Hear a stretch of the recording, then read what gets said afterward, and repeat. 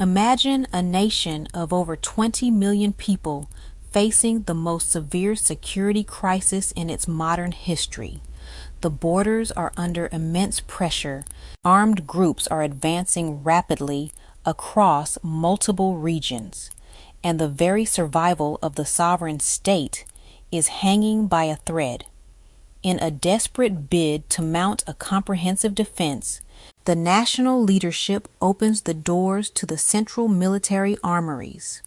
What they find inside is not a formidable stockpile of sophisticated weaponry, nor even the basic necessities required for a sustained security campaign. They find less than 100 functional rifles and barely 100,000 rounds of small arms ammunition. This was the terrifying, almost incomprehensible reality of Burkina Faso when Captain Ibrahim Traoré assumed leadership. The national army had been left completely stripped of its operational capacity, standing virtually empty-handed against a well-equipped, highly motivated insurgency. How does a sovereign nation, purportedly backed by major Western military partnerships for decades, end up with far more active soldiers than bullets? The answer reveals one of the most calculating and cynical geopolitical strategies of the modern era, an invisible embargo designed not to stabilize the Sahel region, but to ensure its permanent dependency.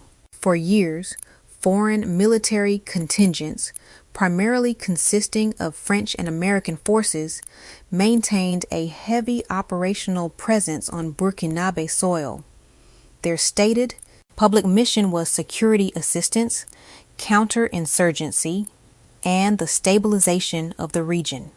Yet, as the years dragged on, the security situation on the ground did not improve. It deteriorated exponentially. The insurgency expanded its footprint, casualties mounted steadily, and the Burkinabe military found itself increasingly sidelined in the defense of its own homeland. The paradox was glaring. The foreign powers operating within the borders possessed immense logistical capabilities, advanced aerial surveillance, and vast arsenals. But the host nation's army was deliberately kept in a state of severe material starvation. This was not a bureaucratic oversight or a temporary supply chain failure. It was a structural feature of the geopolitical relationship. By actively refusing to adequately arm the Burkinabe forces, foreign powers maintained absolute leverage over the state. If a nation cannot independently defend its own borders, it must inevitably rely on its external protectors. This dynamic effectively transformed Burkina Faso from an independent actor into a dependent buffer state. When the Burkinabe leadership formally requested the necessary arms and equipment to properly outfit their troops, they were met with a solid wall of diplomatic conditions, intentional delays, and outright refusals from powerful nations. The mechanics of this containment strategy were ruthless. Powerful countries utilized diplomatic pressure and complex export controls to enforce an unwritten yet highly effective arms embargo. The implicit message delivered through diplomatic channels was undeniable. Military support would only be provided if Burkina Faso accepted a subordinate role, aligning its national security objectives entirely with the strategic and economic goals of external powers. The conflict was being managed, not won. The chronic instability was leveraged as the perfect justification for a perpetual foreign military footprint. This footprint secured access to the region's vast natural resources while keeping the local population in a state of manufactured vulnerability. It became blatantly clear to the new leadership that the objective of these foreign partnerships was not a swift conclusion to the violence. Faced with this reality, Captain Ibrahim Traoré and his administration quickly identified the root cause of the military paralysis. The foreign presence was not a shield for the Burkinabe people. It was a heavy ceiling placed upon them. The core condition for external military aid was internal structural weakness. Recognizing that true national security could never be outsourced to the very entities benefiting from the instability, the government made a historic, uncompromising decision. They ordered the complete withdrawal of French and other foreign military forces from their territory. This bold move sent a geopolitical shockwave across the continent. It severed a decades-old neo-colonial security arrangement and immediately isolated Burkina Faso on the international stage. Western capitals warned of an imminent systemic collapse, predicting that without their oversight, the nation would rapidly fall. But for Traoré, this expulsion was not an act of reckless isolationism. It was the mandatory first step in a much larger, highly calculated strategy to shatter the invisible embargo.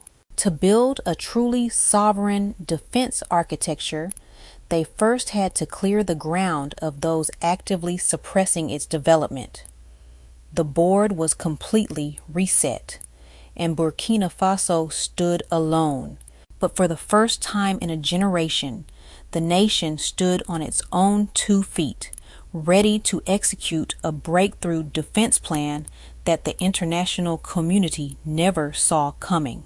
When a nation is essentially fighting for its right to exist, manpower is the immediate, non-negotiable requirement.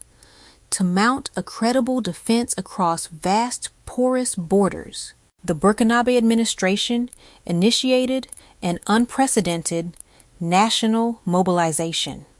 Every single year, between 10,000 and 15,000 new recruits are being integrated into the regular armed forces and the volunteers for the defense of the homeland.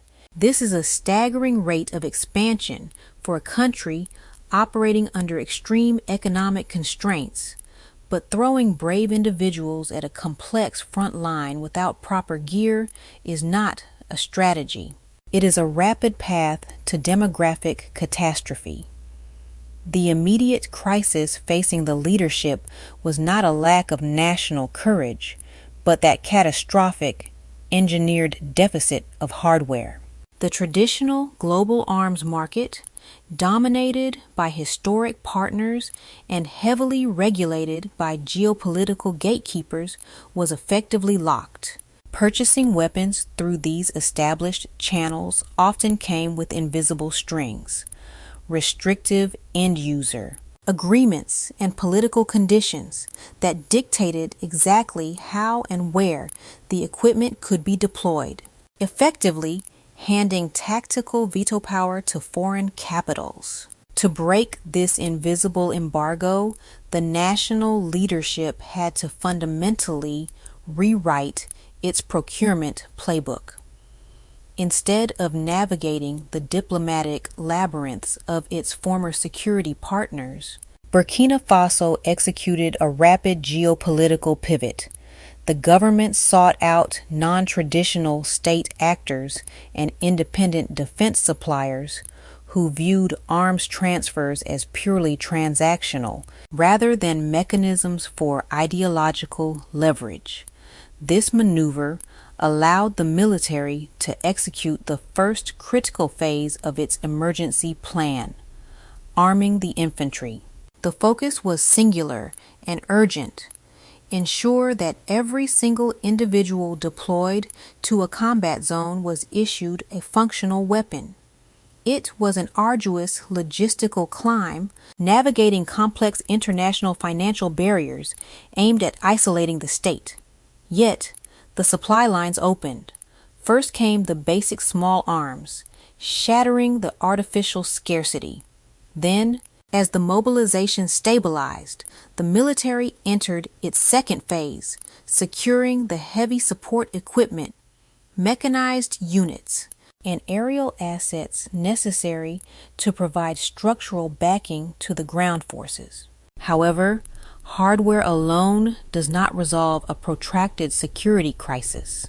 The most sophisticated equipment is practically useless if the personnel operating it are bound by the strategic thinking of external powers. For decades, a standard practice across the continent was to send the most promising military officers to foreign academies in Europe or North America. While this provided technical proficiency, it also functioned as an ideological conditioning mechanism. Officers often returned home with foreign tactical doctrines and a deeply ingrained psychological deference to the operational superiority of their host nations. The Burkinabe leadership recognized this external training pipeline as a massive vulnerability.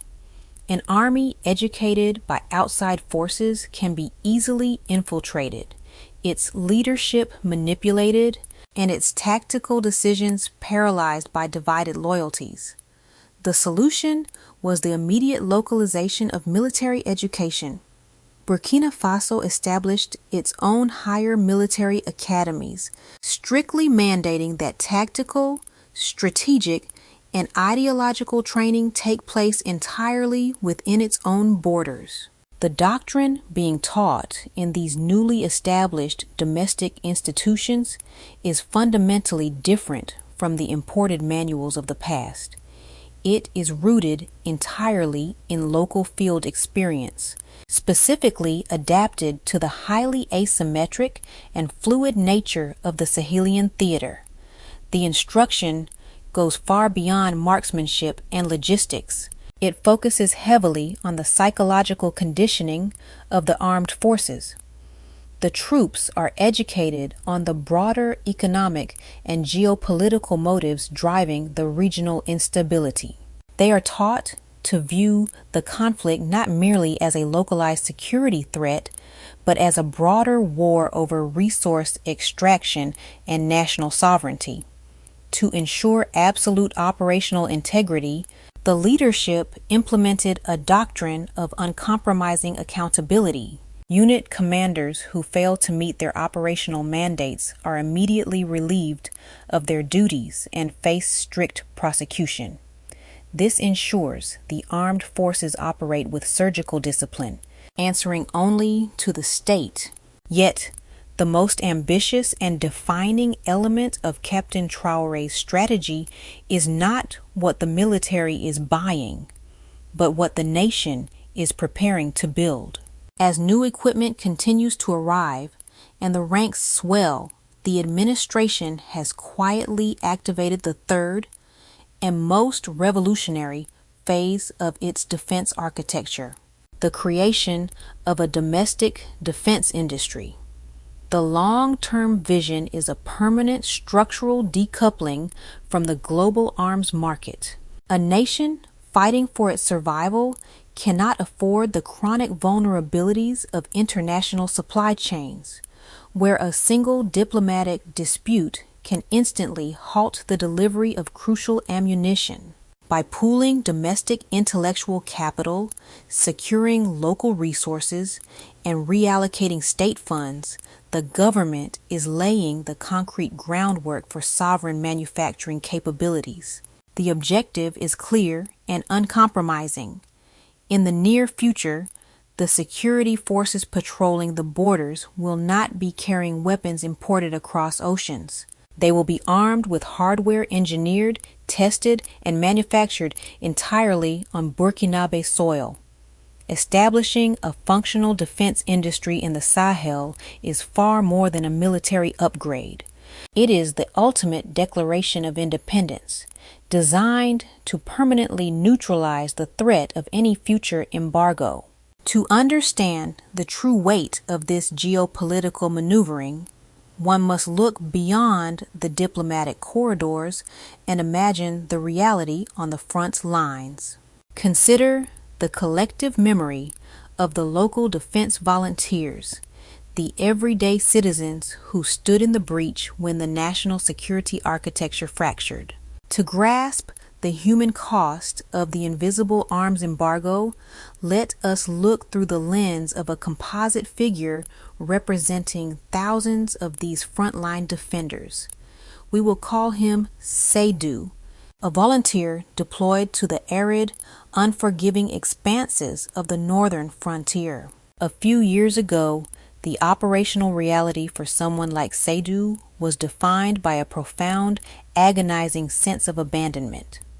When armed groups escalated their territorial incursions, the local volunteers were frequently thrust into the theater of operations with patched-together equipment, civilian vehicles, and severely rationed ammunition.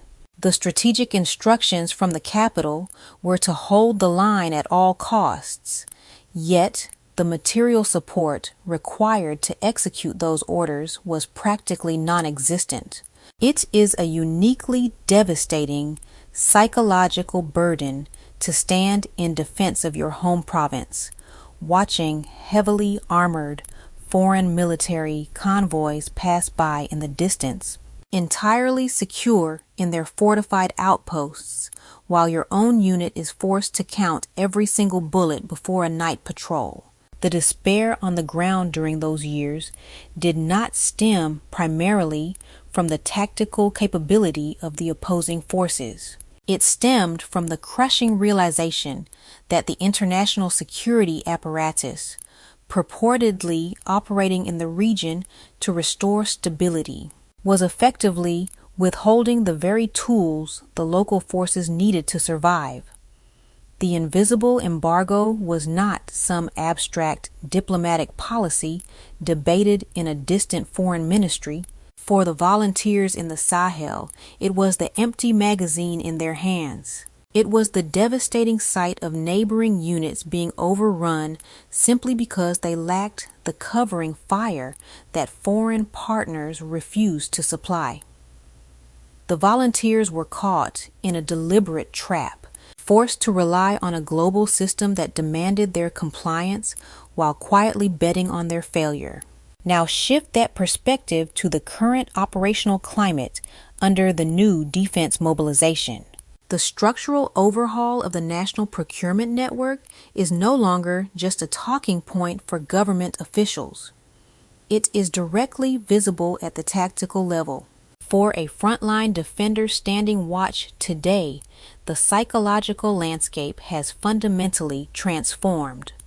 When the newly established logistical supply lines finally push through the harsh terrain, bringing in standardized equipment, reliable communications gear, and proper combat loadouts, the shift in morale is immediate and overwhelming. The arrival of these basic supplies represents much more than just a tactical reinforcement. Every new rifle, every armored transport vehicle, and every fresh supply crate secured outside of the traditional Western diplomatic channels is a physical manifestation of a government that has finally prioritized its own survival over foreign approval. The volunteers are no longer operating in the shadows of foreign militaries. They are becoming the undeniable focal point of the national defense strategy.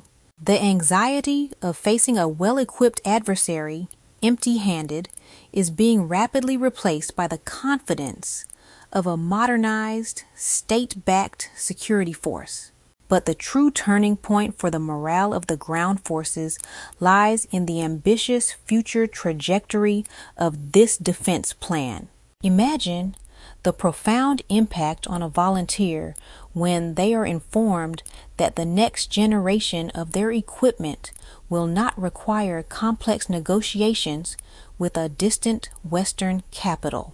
The knowledge that domestic engineers and local industries are actively laying the groundwork to stamp the words made in Burkina Faso onto their tactical gear changes the entire psychological equation of the conflict. It permanently shifts the national narrative from one of engineered dependency to one of definitive self-reliance. For the men and women deployed in the harshest sectors of the country, modern hardware is absolutely essential for holding the ground, but national dignity is the ultimate force multiplier. The realization that they are no longer fighting with borrowed time and borrowed weapons provides a level of collective resolve that no foreign military academy can teach, and no international embargo can ever hope to break. Yet, any objective geopolitical analysis must acknowledge the severe and complex realities still unfolding on the ground. Recognizing a massive paradigm shift in military procurement and national morale does not erase the staggering challenges the state continues to navigate.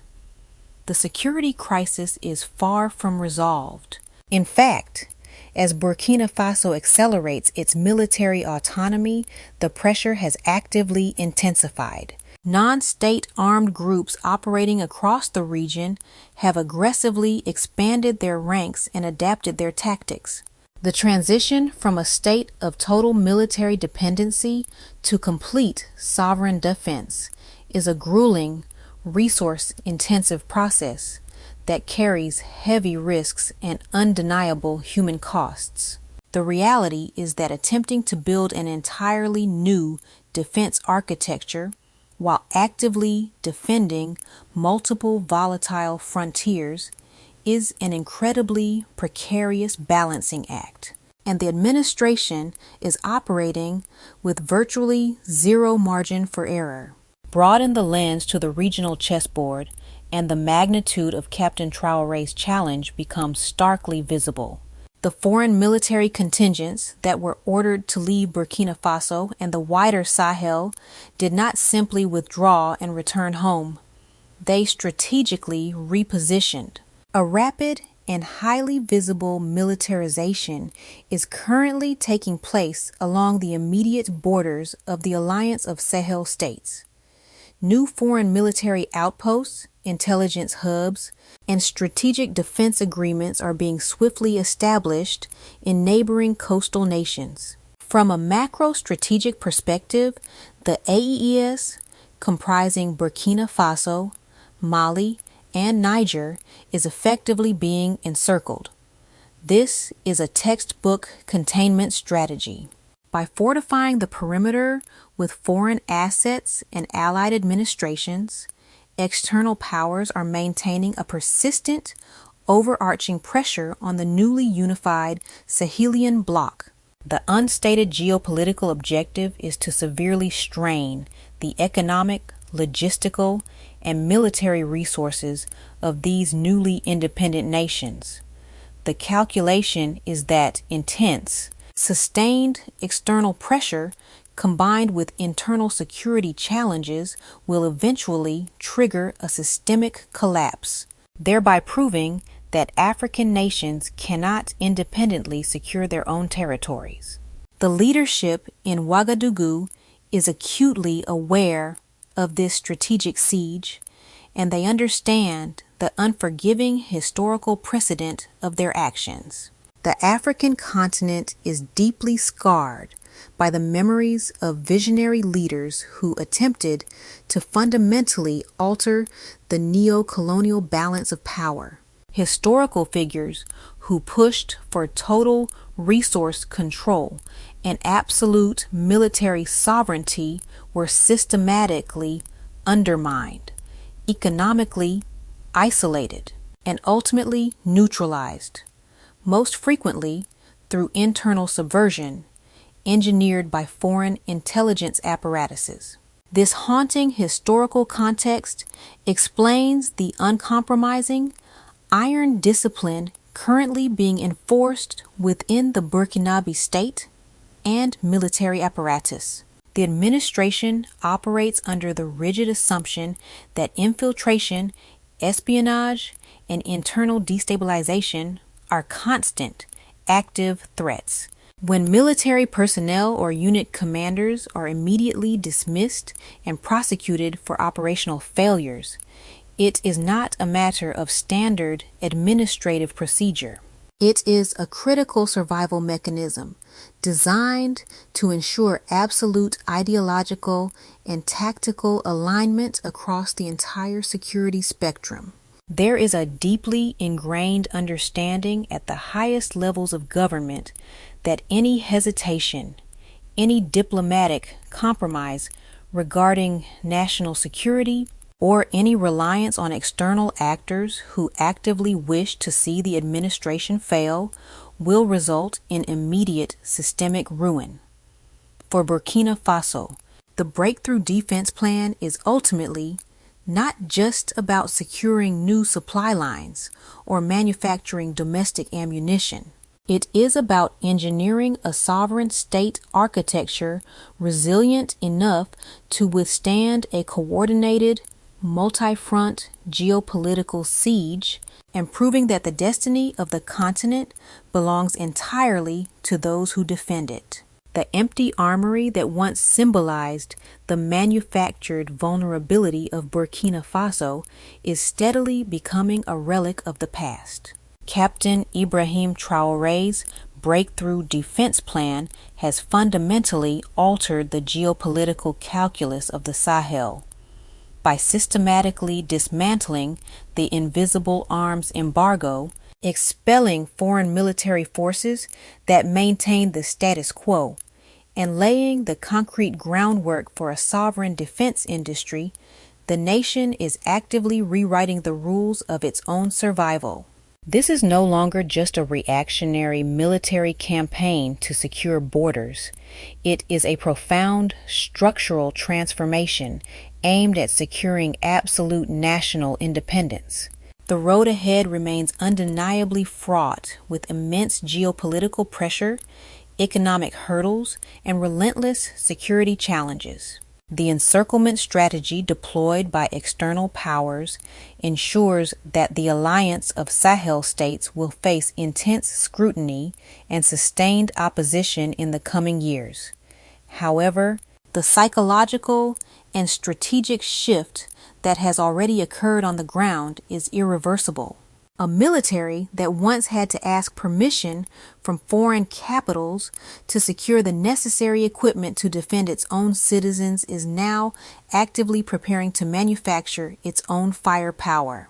The era of the empty magazine is being replaced by an era of uncompromising self-reliance. If you recognize the historical weight of this moment, if you believe that true national security must be engineered from within, and that the future of the African continent belongs exclusively to those who build and defend it, make sure to subscribe to this channel.